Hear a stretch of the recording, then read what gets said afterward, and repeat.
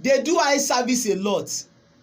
They only show to be committed to doing their works, but in actual fact they are not. They are hypocrites.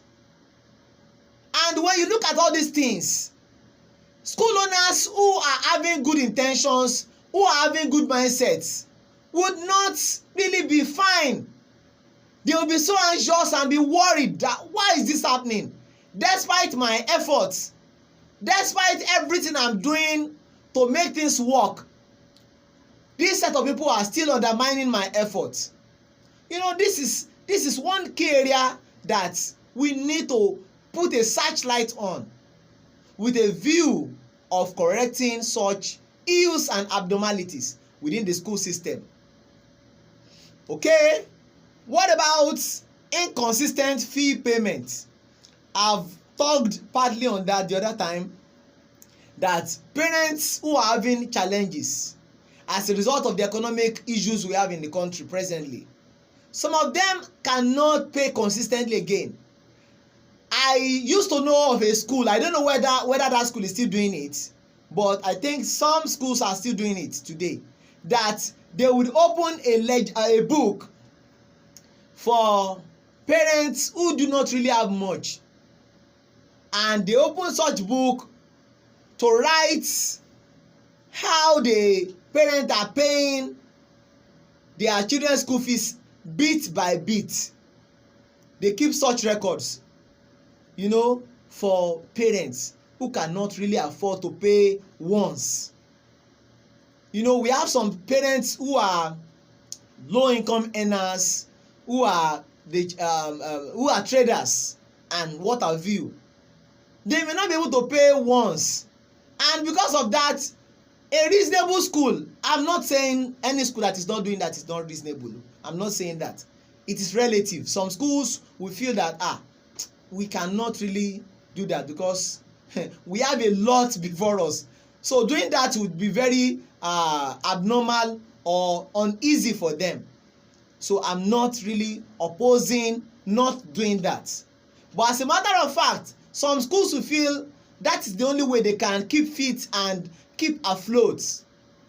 Or another way to help parents who were once supportive, that we don't want to push them out of the system because of the challenges they have, so they will open such books for them so that they can be keeping records of their children's school fees payment.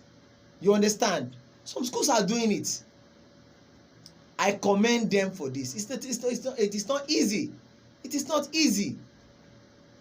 That is one area. Another area I want to quickly talk about before I would go for a short break, and when I'm back, then I will talk to our people in Yoruba, because I know that we have people who have been expecting me to come to their own level. Not that they don't understand, but they want to also be part of this conversation, so that when it is time, they can hear their own views too. All right, that one I'm talking about is scarcity of passion-driven teaching staff.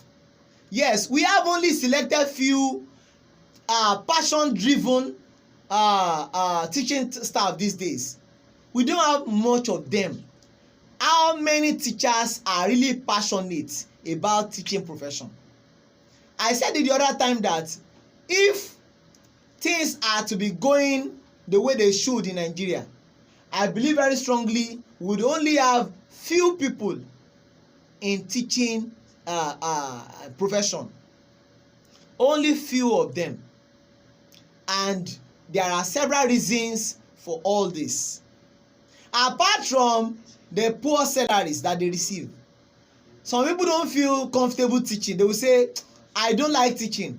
Is it lesson notes that I want to talk about? Is he staying for several hours? Is he shouting at the top of your voice to tell children to keep quiet when they are making noise? And several other things that I don't like teaching.